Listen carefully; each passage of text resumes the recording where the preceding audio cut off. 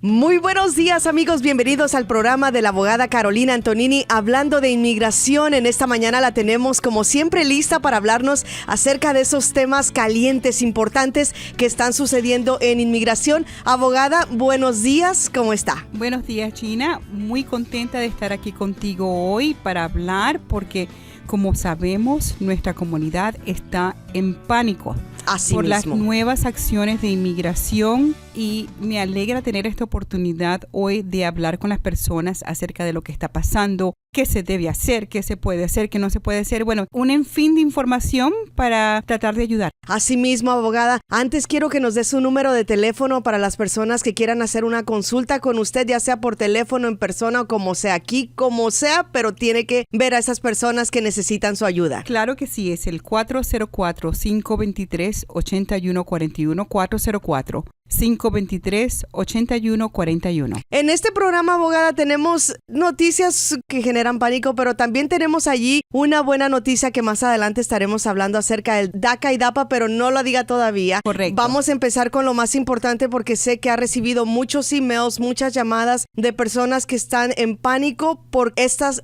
supuestas redadas, que en realidad son operativos. Correcto. Vamos primero a explicar qué es lo que está pasando. Les advierto, no hay en realidad una lógica para esto. A cierto punto, en el 2013, 2014 y 2015, tuvimos un aumento drástico y significante de personas viniendo a los Estados Unidos de Centroamérica, primordialmente de El Salvador, Guatemala y Honduras. Muchas de las personas que estaban viniendo eran niños o menores de edad, así sean niños pequeños o juveniles, muchas veces acompañados o sin ser acompañados, muchas mujeres con hijos o muchas familias. Entonces, cuando una persona viene a la frontera de los Estados Unidos, esa persona tiene dos opciones. O es sometida a un proceso de deportación fronterizo, donde no tiene derecho a nada. O la persona dice, tengo miedo, no me quiero regresar a mi país. Y eso abre una puerta para que la persona pueda entrar a los Estados Unidos y perseguir un caso de persecución o de asilo de protección a su favor. Estas reglas no son las mismas para niños. Cuando el niño llega a la frontera, inmigración no puede simplemente deportarlos expeditamente y sin darle un proceso.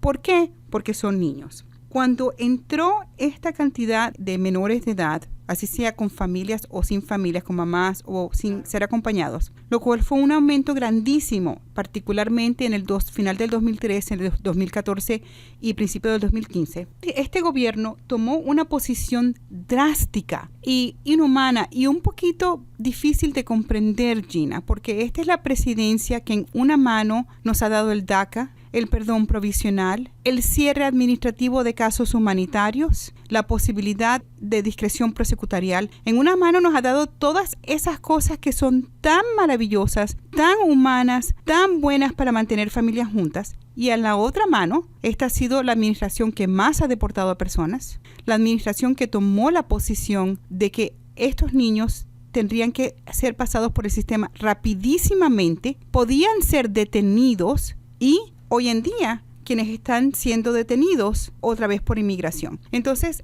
ha sido una política de este gobierno que ha sido extremadamente difícil de entender porque con una mano hay un beso y con la otra mano hay una bofetada. Me siento un poquito abusada por este gobierno. ¿Por qué piensa que está sucediendo eso, abogada? La realidad es que yo no le veo la lógica política. A cierto punto en el pasado, yo pensaba que esto era algo que el presidente y su gente estaba haciendo para, en una mano, demostrarle a los inmigrantes que estaban a favor de ellos, pero en otra mano, demostrarle a los republicanos, quienes están en control del Congreso, de que ellos van a ser fuertes en la inmigración para tratar de forzar a los republicanos y a los demócratas para que se unan a hacer una ley migratoria. Pero al punto donde el presidente empezó a hacer sus órdenes políticas, la orden presidencial para el perdón que se puede hacer aquí antes de irse, la orden del DACA, la orden del DAPA y el DACA que está siendo litigada, el uso de la discreción prosecutarial. Al momento que el presidente piensa hacer eso desde la Casa Blanca sin necesidad del Congreso, eso me indica a mí que el presidente llegó a un punto donde sabía que ya no había manera de negociar con el Congreso, que el Congreso no le iba a ayudar a hacer nada. Entonces yo no entiendo si llegan a este punto, ¿por qué continúan el esfuerzo de deportar a las personas y de tener a las personas tan fuertes? Entonces, desafortunadamente, yo no tengo una razón lógica, una razón que hace sentido, por qué esta administración en una mano nos besa y en la otra mano nos cachetea. No tengo la menor idea. El beso es un beso maravilloso, Gina. Claro. Ha ayudado a miles de personas, ha sido una cosa maravillosa, pero la bofetada ha sido terrible, ¿entiendes? Entonces, no sé por qué, no sé cuál es la estrategia, no sé cuál es la política, pero desafortunadamente estamos viviendo en esta vida dual de la presidencia de Obama, donde si tú tienes la fortuna de caer en el beso, es una felicidad, y si tienes la mala fortuna de caer en la bofetada, es una miseria. Y pues hoy vamos a hablar de esa bofetada, ¿no? Entonces, como te estaba diciendo, los niños que entran no pueden ser automáticamente deportados. Tienen que tener un proceso especial. Y la Casa Blanca anunció que esos niños iban a ser procesados de la manera más rápida y deportados de la manera más rápida, al menos de que calificaran para algo. Entonces, esos niños fueron puestos en procesos donde tuvieron cortes rapidísimas, los jueces no daban continuación, no tenían suficiente tiempo de buscar un abogado, los que tenían abogados no han tenido suficiente tiempo para preparar un caso apropiadamente, y muchos de estos 50,000, 70,000 personas que vinieron bajo ese periodo aumentado han terminado con una orden de deportación. Y después de esa orden de deportación le han pedido a inmigración permiso para quedarse aquí indefinidamente por razones humanitarias.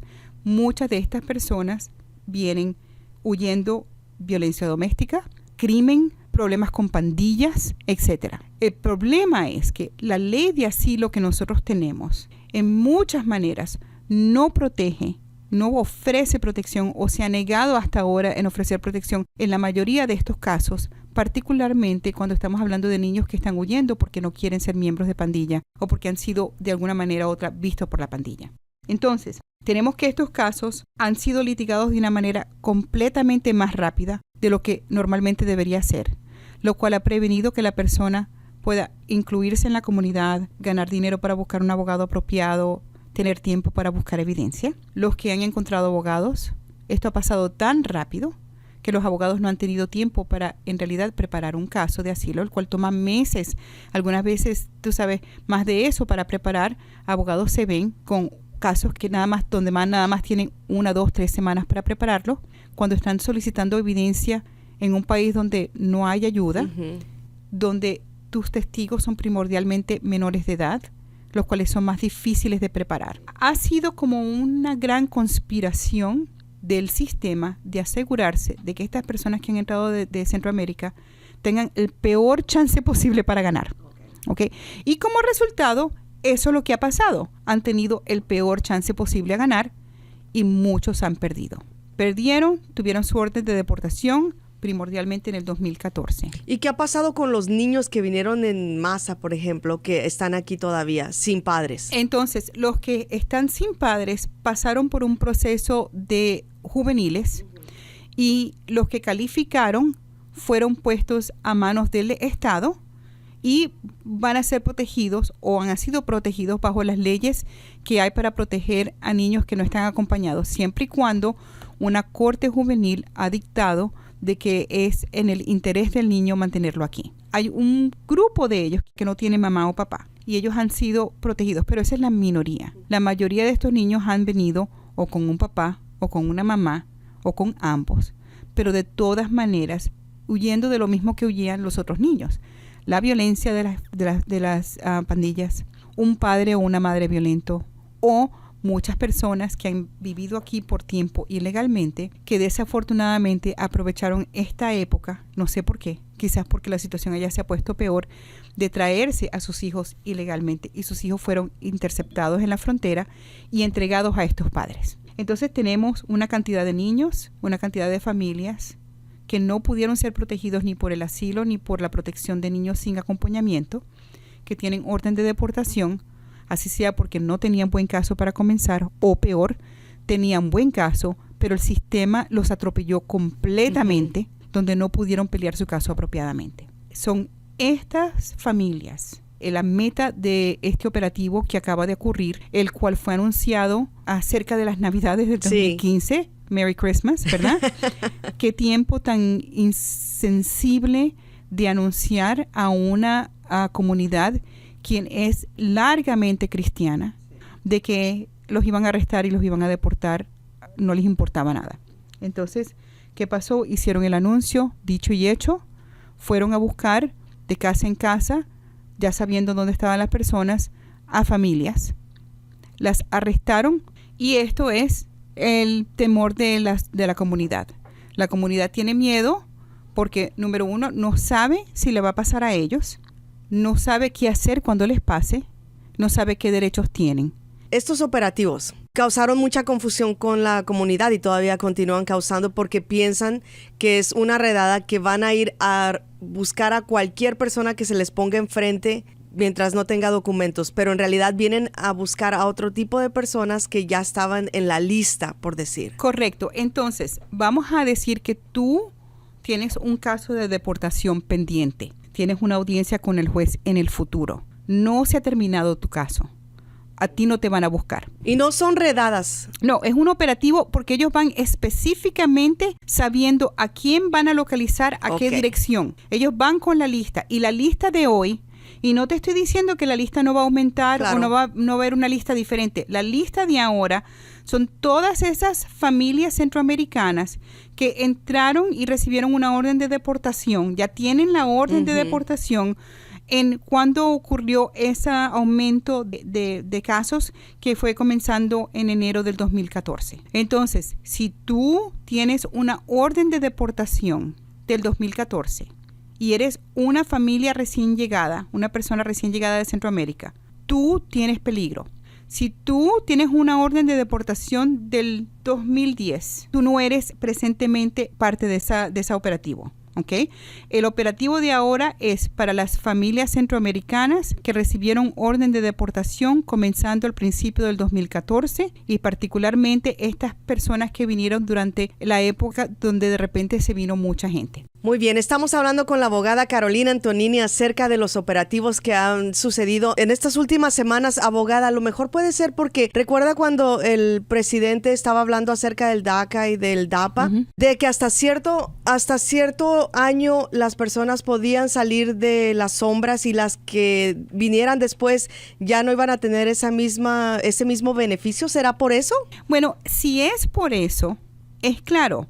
Si tú viniste a cierta fecha, este beneficio no te toca. Eso no significa que tampoco te toca un tiempo justo enfrente de la corte. ¿Entiendes? Entonces, yo entiendo perfectamente de que el presidente puso su línea y dijo, si tú entraste antes de enero 1 del 2010, vas a calificar para el DAPA. Si entraste después, no. Yo entiendo esas líneas. No estamos hablando de eso. Cualquier persona que entre ahora está bien claro que no va a calificar para el DAPA. Bien claro que no va a calificar para el DACA, pero si eso es una persona que está huyendo persecución, peligro a su vida, esa es una persona que tiene el derecho, como cualquier otro refugiado de cualquier otra parte del mundo que viene para acá, a tener su día en corte y quien no hay ninguna razón humanitaria por la cual el gobierno americano debería empujar su caso por las cortes, limitar la habilidad que ellos tienen de ser representados, darle a los representantes el peor tiempo posible para asegurarse de que estas personas tengan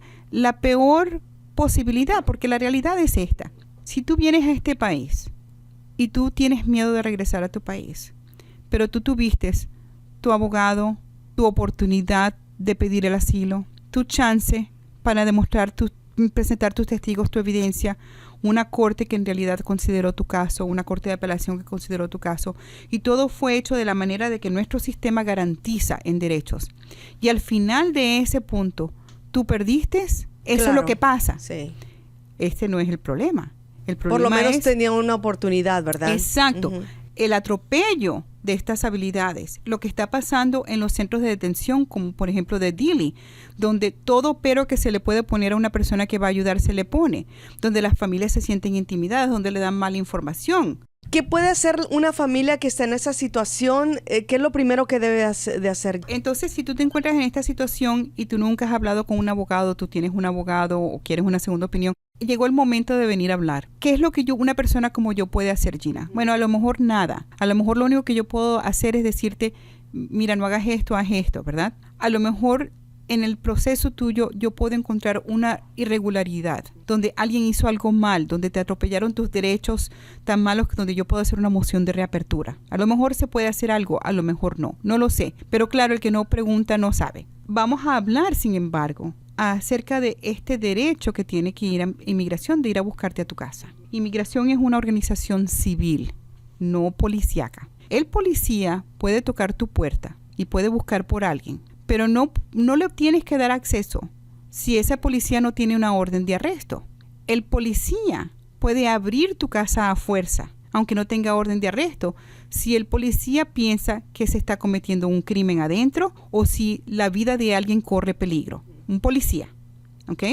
Entonces, todo policía, para entrar a tu casa, para hacerte abrir la puerta, tiene que tener una orden, así sea de arresto contra ti o de buscar cosas en tu casa, de evidencia, ¿verdad? De lo que se llama rastreo. Y si no la tiene, tú no tienes que abrirle la puerta. Estamos hablando del policía. Sí. No le tienes que abrir la puerta. Y la única manera que el policía puede, a pesar de que tú no abres la puerta, forzar su entrada de todas maneras, es si ellos le pueden comprobar a una corte después del hecho de que lo hicieron por una razón urgente. Estaba haciendo un crimen cometido adentro, como por ejemplo, estabas tirando toda la droga por el inodoro, ¿verdad? Sí, o violencia doméstica o algo así, algo ¿verdad? Así, sí, ¿verdad? Okay. Un oficial de inmigración es un agente civil, aunque vaya o no vaya acompañado por un policía, porque esto es parte del problema que vemos, que los policías locales están ayudando a inmigración, porque la idea de que te está tocando un policía te hace tener más miedo. Vaya o no vaya con un policía, si un oficial de inmigración te toca la puerta, ese oficial de inmigración también tiene que tener una orden de arresto. Entonces, una vez de que tú abres la puerta, es difícil cerrarla. Tú no abres la puerta. Tú le dices al oficial, póngame la orden de arresto, la orden de búsqueda debajo de la puerta. Yo la miro, identifico si la persona que está buscando está aquí o no. Y si la persona está aquí, yo le abro. Tú miras esa orden de arresto, lo que va a pasar es que ninguno de estos oficiales tiene una orden de arresto, ninguno, porque ellos no han ido a la corte a buscar orden de arresto, lo cual pueden hacer y no lo han hecho. Si no te dan orden de arresto, te van a decir, no te estamos buscando a ti, lo que estamos buscando es a esta persona. Van a tratar de triquearte. Okay. ¿Se puede llamar ilegal? Se le puede decir que esta es una falta constitucional porque es un truco, pero en este caso, una vez de que inmigración te agarra y tú tienes una orden de deportación, va a ser muy difícil, particularmente en nuestro circuito, de nosotros obtener que una corte federal pare a esa deportación porque el oficial utilizó trucos. Claro. No solamente eso, Gina, la gente que va a ser arrestado, que ha sido arrestada, de repente es arrestada, mandada a un centro de detención donde tienen pocos días antes de que los pongan en un avión, y en ese tiempo la familia tiene que buscar un abogado que esté dispuesto a hacer esta pelea, pagar un abogado a hacer una pelea federal, lo cual no es barato. El sistema también tiene otros impedimentos. Si la policía migratoria toca tu puerta, si te dan la orden de arresto, tienes que mirar esa orden de arresto con cuidado. No solamente decir, hay orden de arresto, voy a abrir la puerta. Tienes que asegurarte que la persona que está siendo buscada en realidad eres tú o tu primo, quien sea, ¿verdad?, que está ahí. Tienes que asegurarte de que toda la información está correcta y que es una orden de arresto, ¿verdad? No que es simplemente una hoja con su nombre, ¿verdad? Sí. Una orden de arresto es una orden firmada por un juez. Vamos a decir que tiene esa orden de arresto y te la pone debajo de la puerta y que están buscando a tu primo. Asumiendo ese el caso, tú no puedes esconder a tu primo, porque entonces tú estás cometiendo un crimen y ahí la cosa es mala. Okay. Tu primo tiene que agarrar esa orden, su pasaporte y su maletita, lo que sea, inmediatamente no solamente abrir la puerta, sino cerrarla detrás de él para no poner el resto de las personas en peligro, porque nada más están buscando al primo. Si tú le sí, este es mi primo, él vive aquí, y le abres la puerta, estás poniendo a todo el mundo a riesgo. Van a preguntar quiénes son los demás, ok. Si es tu primo y él es la orden de arresto para él y él no está ahí, tú le puedes pasar la orden de arresto de nuevo al oficial, decirle, mi primo no está aquí, él está en el trabajo, o yo le puedo dar el teléfono, o yo lo puedo llamar, pero él no está aquí. No tienes que abrir la puerta porque él no está ahí. De nuevo, y si el primo está ahí, no se te ocurra esconderlo, porque tú puedes entonces servir tiempo en una cárcel federal por esconderlo. Dios mío. ¿Ok? Si el primo está ahí, el primo tiene que ponerse sus pantalones, ¿verdad? Agarrar su papel, abrir la puerta muy rapiditamente, salir y trancar la puerta detrás de él, para asegurar de que inmigración con un pescado no se lleva a 10. el problema con este consejo, Gina, es que tú y yo sabemos, porque a mí me ha parado la policía, a ti te ha parado la policía, me imagino. Sí. ¿Okay? Yo, siendo jueza, siendo abogada, lidiando con policías a cada rato, a mí cuando me paran personalmente, yo todavía siento un miedo. Sí, ¿verdad? claro. Es automático. Claro, yo entiendo que es irracional, yo entiendo lógicamente que yo no solamente sé mis derechos, sino que sé a conversar y nada malo va a pasar, pero para que tú sepas que si una persona como yo de todas maneras siente ese impulso a querer ayudar a la policía, a querer decirle lo que ellos quieren saber, etcétera, ¿cómo no lo van a querer saber las demás personas? Pero el punto es que esto es el momento donde uno tiene que pensar con la cabeza. Vamos a decir que yo soy el primo abogada y no estaba allí cuando fueron por mí. ¿Qué es lo primero que debo hacer? ¿Venir con usted? O sea, o yo, Correcto. si ya tengo ya esa orden de deportación, Correcto. realmente Entonces, van a estar detrás de mí todo el tiempo. Correcto. Lo primero es que tienes una consulta con una persona como yo, donde nosotros podemos explorar cuáles son tus derechos y cuáles no son. Yo te puedo explicar qué pasa si te presentas, qué pasa si no te presentas, y qué puedo o no puedo hacer yo. Denos su número de teléfono, por favor. Así es, 404-523-8141. 404-523-8141. Ahora, vamos a hablar acerca de la orden de arresto, porque yo no le paso que algún oficial, porque te abren la puerta, te dé una hoja. La orden de arresto tiene que ser una orden firmada por un juez judicial federal, donde dice que es anunciado que X persona por nombre y apellido está buscada y está para ser arrestada. Si la orden de arresto es contra ti, no es contra tu esposa, no es contra tus hijos.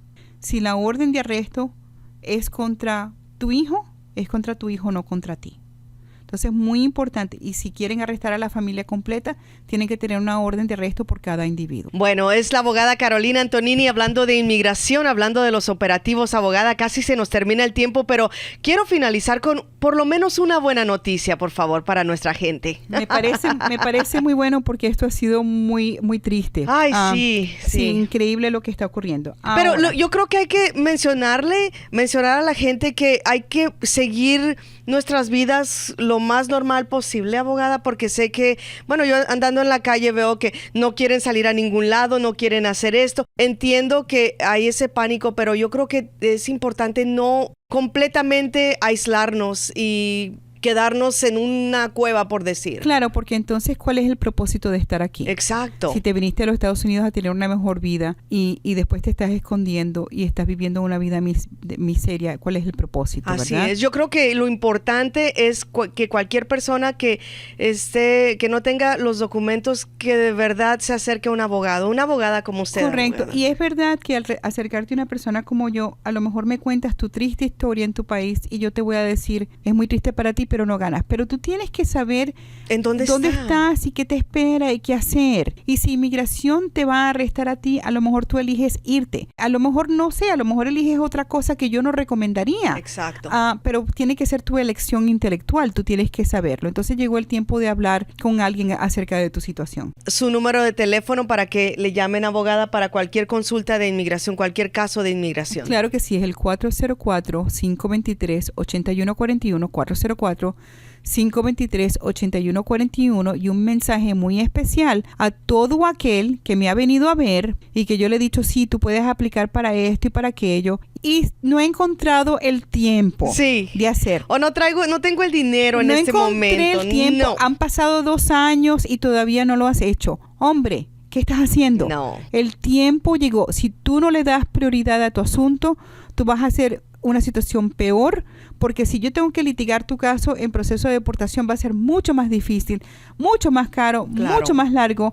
No te puedo decir cuántas personas yo le digo podemos hacer X, Y, Z y Gina no regresan. ¿Por qué? Porque todo el mundo tiene la prioridad del trabajo. Entonces no, el tiempo llegó de saber y de hacer lo que tienen que hacer. Hay que ser muy responsables en eso, abogada, porque no estamos solos. Correcto. Bueno, vamos a la parte feliz de esta época. Como todo el mundo sabe, uno de las partes del beso presidencial del cual hablamos antes en el programa es la creación del programa DAPA, que es para proteger a los padres de ciudadanos americanos, y la expansión del programa de DACA, que es para las personas que llegaron antes de los 16 años a los Estados Unidos, el cual el presidente dio como orden presidencial y varios estados, incluyendo Georgia y Texas, apelaron. La Corte Suprema tomó jurisdicción sobre la apelación del paro. O sea, la Corte Suprema va a oír la pregunta si es justo o no parar la implementación de este programa mientras se decide si es o no es constitucional. Y estábamos esperando esa respuesta porque posiblemente iba a ser un no. ¿Íbamos a tener que esperar hasta que terminara la litigación del caso en 2 o 3 años? Imagínese. Pero la Corte Suprema tomó jurisdicción. Sí, ok. Eso significa que en cualquier momento entre ahora y junio 30, la Corte Suprema va a decidir si va a liberar o no el programa de DAPA. ¿Qué significa? Si lo libera, el gobierno americano puede empezar a hacer el DAPA. Aún así, si en un futuro encuentran que no es constitucional. Claro. Y si no lo libera, significa que el gobierno americano no puede empezar a implementar el DAPA hasta que la pelea constitucional termine. Pero esa es muy buena noticia porque por lo menos se tomaron el tiempo para tomar el tiempo de este caso. Es muy buena noticia en varias maneras. Número 1, la Corte del Quinto Circuito se tomó hasta el último momento para tomar una decisión con lo que nosotros pensamos era la intención de que fuera muy tarde para que la Corte Suprema lo aceptara. Entonces lo hicieron hasta el último momento. Aún así la Corte Suprema inicialmente dijo, creo que sí, déjeme ver estas cosas. El gobierno pidió más tiempo para darle una de esas cosas, con la esperanza de que fuera muy tarde y la Corte Suprema dijera, ya no hay tiempo. La Corte Suprema le negó, no a los gobiernos del estatales, porque el gobierno federal está a favor de esto, le denegó a los estados el más tiempo que buscaban y le dijeron, no, tienes hasta X fecha y se acabó, y decidieron tomar la causa. Y yo pienso que lo más interesante de esto es que mucha gente piensa que la Corte Suprema va a decidir este caso basado en lo que es justicia al inmigrante, derechos humanos, etcétera. Mentira. Yo pienso que la Corte Suprema va a encontrar a favor de este programa, a favor de Obama. ¿Por qué? Porque de la manera fundamental que el sistema americano fue inventado, era para que las cortes fueran utilizadas por personas que no tienen más recursos para buscar justicia. Estados no son personas que no tienen más recursos para utilizar justicia. El Estado es muy grande, una clase de persona muy grande, quien puede utilizar la legislación para pasar leyes. Las cortes nunca fueron inventadas para que los estados pudieran demandar al presidente porque no les gustó algo. Las cortes no fueron inventadas para eso. Las cortes fueron inventadas para que tú y yo tuviéramos acceso a justicia, porque tú y yo no tenemos el poder político de causar que el Congreso haga una ley o pase una ley.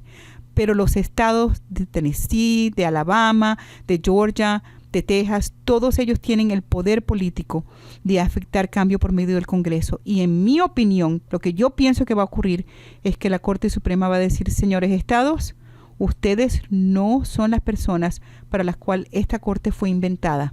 Ojalá que sea cierto así, ojalá que lo digan así para que ya paren, porque hay tantas demandas de ese tipo, abogada, que exacto, no vamos a ningún lado con esto. Este sistema tiene tres manos y y personas que pueden utilizar una de las otras 2 manos no pueden utilizar la justicia.